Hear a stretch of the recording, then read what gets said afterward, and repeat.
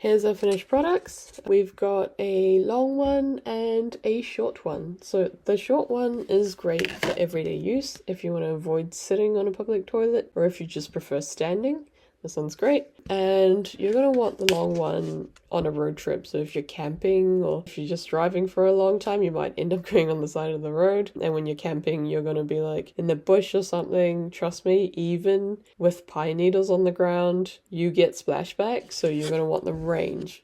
And this one gives the same range as the Shiwi with the pipe on. And, you know, it weighs nothing. You just sort of like chuck it in there with your camp supplies. So now I'm going to show you like how to use it.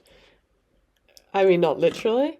This is great, and it's actually better than the Shiwi because like, so the PStyle, they say that you could technically use the back to wipe instead of using toilet paper. And I would personally say you still end up a little bit damp, so if you can, it's definitely better to use toilet paper or leaves or something because it's a bit ick.